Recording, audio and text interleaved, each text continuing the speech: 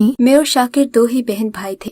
जब से अम्मा अब्बा की वफात हुई थी, हम लोग एक कमरे के छोटे से घर में रहने पर मजबूर थे। हमारे पास जिंदगी के कोई वसाइल मौजूद नहीं थे। अम्मा अब्बा के बाद जिंदगी ने इस कदर मजबूर किया कि दर दर की ठोकरें खाने पर मजबूर हो गए। शाकिर मुझसे 2 साल बड़ा था। उसकी उम्र तकरीबन 18 साल थी, जबकि मैं उससे साल या 2 साल बड़ी थी। हम दोनों का एक दूसरे के अलावा कोई सहारा नहीं था। घर में एक दूसरे से बातें करते वक्त गुजर जाता। अम्मा की जमा पूंजी पर हमारी जिंदगी का दारोमदार चल रहा था। अब तो हमारे पास मकान के किराए के पैसे भी नहीं बचे थे। बिलाखिर मजबूरन एक बैठक किराए पर लेना पड़ी। दोनों बहन भाइयों को रहने को एक कमरा ही काफी था, लेकिन खाने पीने का बंदोबस्त भी तो करना पड़ता है। जल्द ही मैं और भाई काम की तलाश में घर से निकले। मुझे तो सिलाई सेंटर में दाखिला मिल गया था। यहाँ पर सिखाने के साथ साथ रोजाना के 50 या कभी 100 रुपए भी मिल जाते। 50 या 100 रुपए से इतना होता कि हम दोनों एक वक्त का खाना पेट भरकर खा लेते। लेकिन मैं कुछ दिनों से महसूस कर रही थी कि मेरा भाई शाकिर अक्सर गुमसुम रहता है। मैंने उससे पूछने की कोशिश की, लेकिन उसने मुझे कुछ नहीं बताया। एक दिन रात को मैं सो रही थी कि भाई के चीखने की आवाज सुनकर उठ बैठी। वो भी अपनी चारपाई पर बैठा हुआ था। ऐसा लग रहा था जैसे ख्वाब में शदीद डर गया हो। भाई, तुम्हें क्या हुआ है? सब खैरियत तो है ना? मैंने भाई को डरते देखकर पूछा। कहने लगा, शमो, तू आज से सिलाई सेंटर नहीं जाएगी। तू जानती भी है मैं तेरे लिए कितना फिक्रमंद रहता हूँ। शहर के हालात इस कदर खराब हैं। मैं रोजाना डरता हूँ कि न जाने मेरी गैर मौजूदगी में तुझे कोई हादसा न पेश आ जाए। शमो मेरी बहन। वो मेरी तरफ देखकर रोने लगा। अपने भाई को देखकर मुझे बेइंतहा प्यार आया। वो इस उम्र में मेरी कितनी फिक्र करता था, जब लड़के अपने घर से बाहर लापरवाही और बेफिक्री की जिंदगी गुजार रहे होते हैं। भाई, मैं सिलाई सेंटर नहीं जाऊंगी तो हम खाएंगे कहाँ से? तुम जानते हो ना, अभी हमारी जरूरतें किस कदर बढ़ गई हैं। इस मकान का किराया भी तो देना है। उसकी आंखों में बला की बेचारगी थी। उस दिन के बाद से मेरी और शाकिर की बात ही ना होती। मैं हैरान थी कि ऐसा क्यों हो रहा है। एक कमरे में रहते हुए भी हम दोनों एक दूसरे से बात न कर पाते। वो बाहर से आता तो आते ही यकदम बाथरूम में घुस जाता। उसके हाथ में कभी रंग बिरंगा तो कभी काले रंग का एक शॉपर होता। मैं ये देखकर उलझ जाती। मैं समझती कि शायद वो अपने लिए खाने की कोई चीज लाया होगा, लेकिन मेरा भाई मुझसे इतना प्यार करता था, वो अकेले में कैसे कुछ खा सकता था। बिलाखिर मैंने अपने भाई की निगरानी करना शुरू कर दी। वो जब भी बाथरूम जाता, उसके जाने के बाद मैं किसी न किसी बहाने से उसे कमरे से बाहर भेज देती। कभी बाजार से कुछ लेने भेज देती तो कभी कोई और बहाना कर देती। वो चुपचाप चला जाता। मैं उसके जाने के बाद अच्छी तरह कमरे का और बाथरूम का जायजा लेती।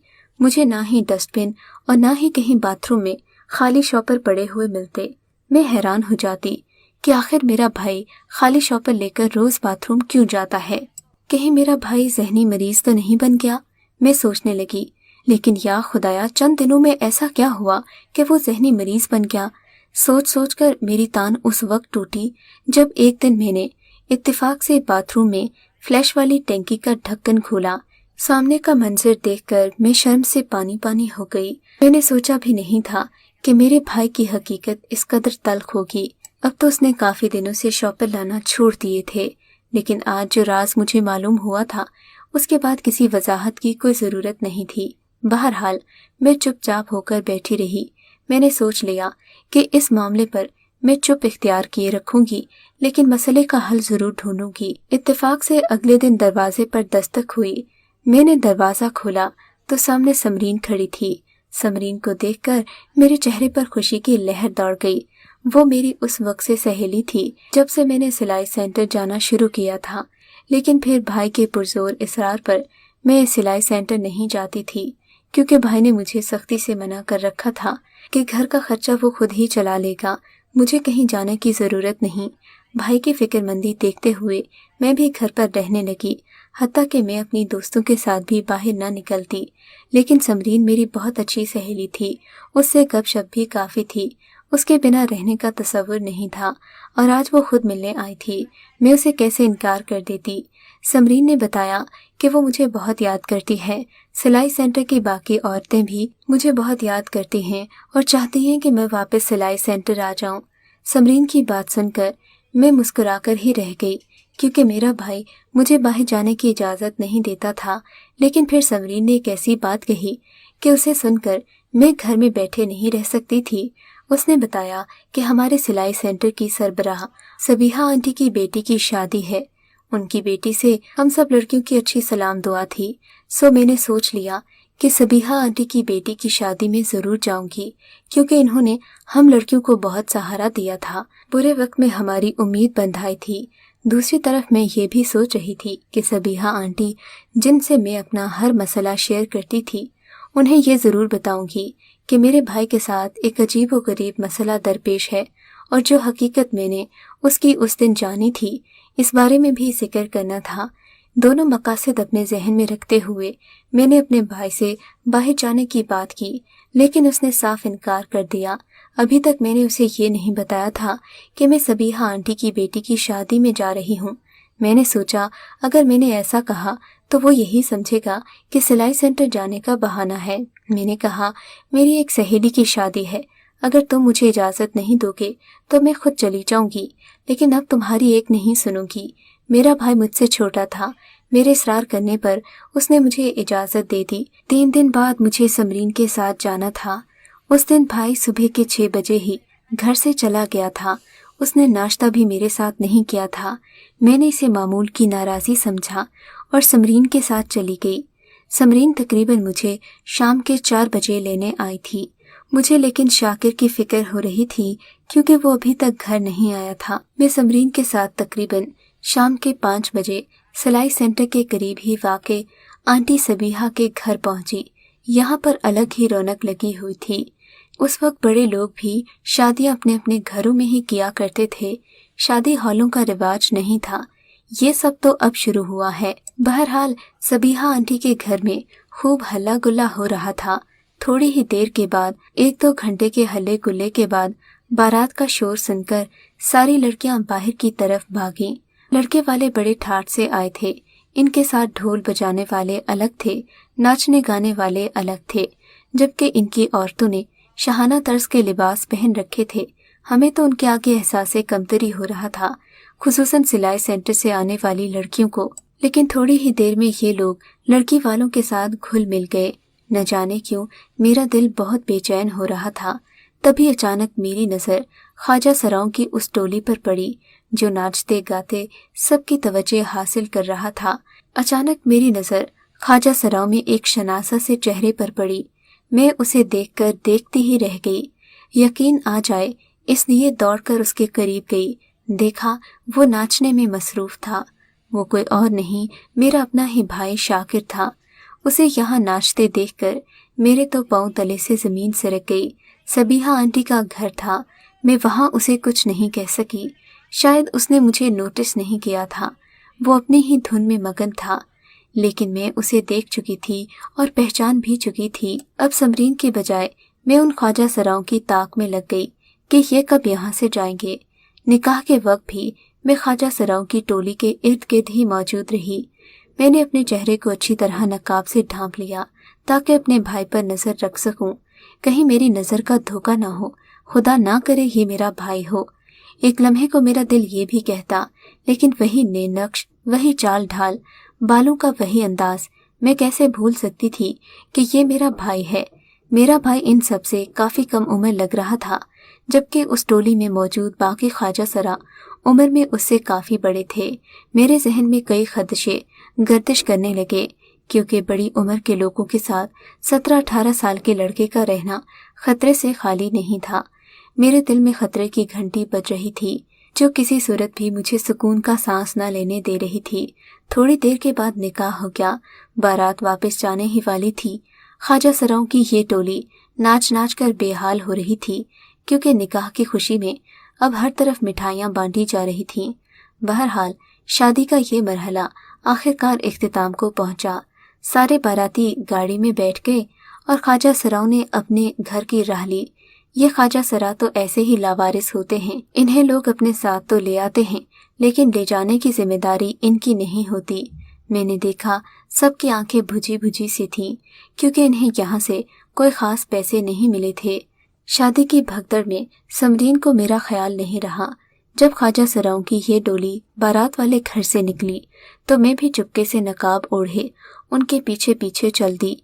डर तो मुझे भी लग रहा था कि न जाने ये ख्वाजा सरा रात के इस वक्त कहाँ जाएंगे, लेकिन इनकी बातों और इनके अंदाज से मुझे मालूम हुआ कि ये लोग बुरे इंसान नहीं हैं।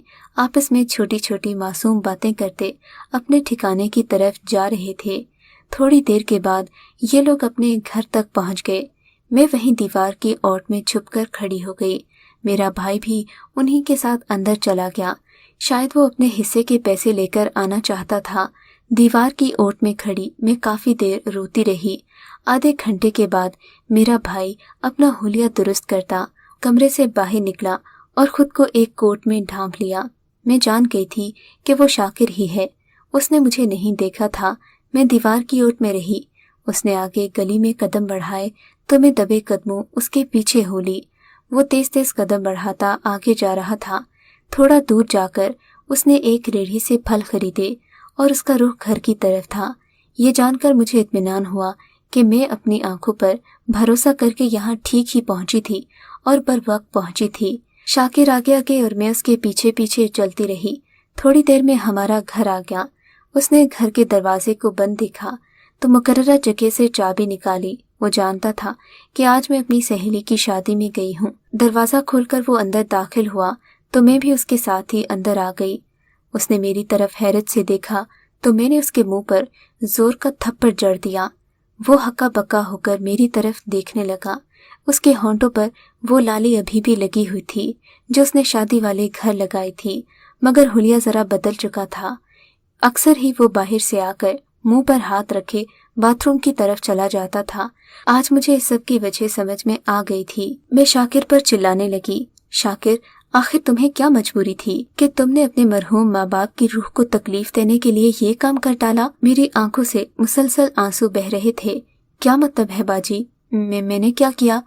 वो अभी तक हैरान था। अनजान मत बनो शाकिर, मैं शादी में सब देख आई हूँ। तुम कैसे वहाँ औरतों की तरह नाच रहे थे। तुम्हारे जनाना अंदाज देखकर मुझे शर्म आ गई कि मैं तुम्हारी बहन हूँ। मैंने एक और थप्पड़ शाकिर के गाल पर रसीद कर दिया।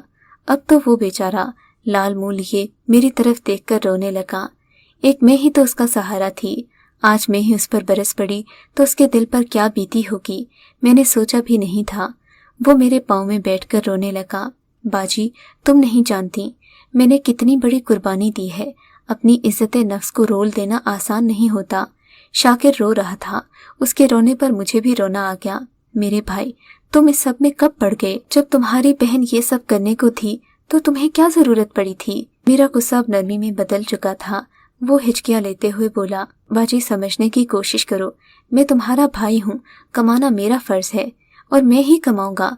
उसके लहजे में एक अज़्म था, मगर बेबसी भी आंखों से छलक रही थी। मेरे भाई, रोजी ऐसे नहीं कमाई जाती।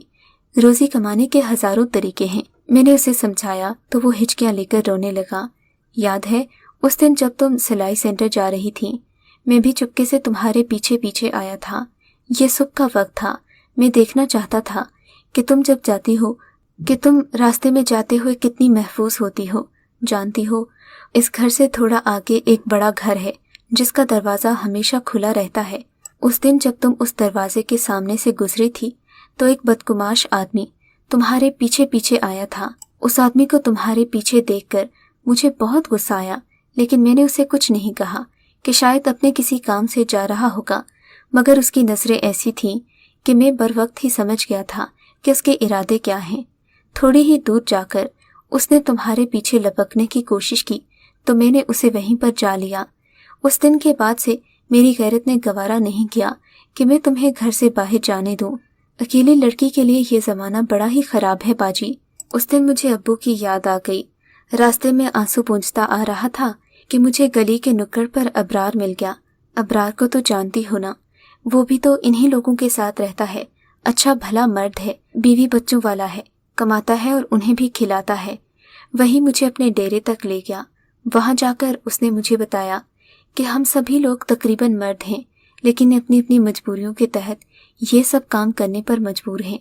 पहले तो उसकी बात पर मैंने बहुत गुस्सा किया, लेकिन फिर जब जहन सोचने पर आमादा हुआ तो मैं ये काम करने पर राजी हो गया। शुरू में मुझे बहुत मुश्किल पेश आई, लेकिन वक्त के साथ साथ मुझे ये काम अच्छा लगने लगा। मैं खुद में नाचती थरकती एक रूह को महसूस करके अपने ज़मीर को सुला देता था। मैं डरता था कि कहीं तुम मुझे किसी महफिल में देख न लो। चाहता था कि तुम्हें मेरी हकीकत का भी इल्म न हो, इसीलिए रोज़ाना शॉपर में अपने कपड़े डालकर फ्लैश में रख देता था। बाजी, मैं जानता हूँ मैंने गलती की है, लेकिन तुम ये भी तो सोचो, ये सब मैंने तुम्हारे लिए किया। शाकिर भाई ये कहकर फिर रोने लगा। फिर हम दोनों बहन भाई एक दूसरे को देखकर बेबसी के आंसू बहाने लगे। कुछ दिन वो भी घर से बाहर नहीं गया क्योंकि उसका दिल मुरझा गया था। मैंने कहा, शाकिर, अगर आज एक बहन की हकीकत पता चलने पर तुम इतने रंजीदा और शर्मिंदा हो तो सोचो, कल को जब बाकी लोगों को, तुम्हारे दोस्तों को इस बात की खबर होगी तो वो तुम्हारे बारे में क्या सोचेंगे। मुबादा तुम्हें सामने आमने छेड़ना ही न शुरू कर दें। मेरी बात पर उसने गौर से सोचना शुरू किया। फिर उसने ख्वाजा सराओं की वो महफिल तर्क कर दी, मेहनत मजदूरी शुरू कर दी। पहले रेलवे स्टेशन पर एक कुल्ली की हैसियत से काम करता रहा। उसके बाद रेलवे के एक ऑफिसर ने उससे मुतासिर होकर अपने घर पर ड्राइवर रख लिया। जिंदगी यूं ही गुजरती रही, यहाँ तक कि भाई ने मुझे इज्जत से अपनी दहलीज से रुखसत किया। आज मैं ब्याह कर अपने घर आ गई हूँ। भाई ने भी अपने छोटे से घर में अपनी दुनिया बसा ली है, लेकिन उसकी मोहब्बत शायद ही मुझे जिंदगी में कहीं किसी और रिश्ते में मिले कि जिसने मेरी इज्जत बचाने के लिए अपनी इज्जत नफ्स मजरूह कर दी। सच है कि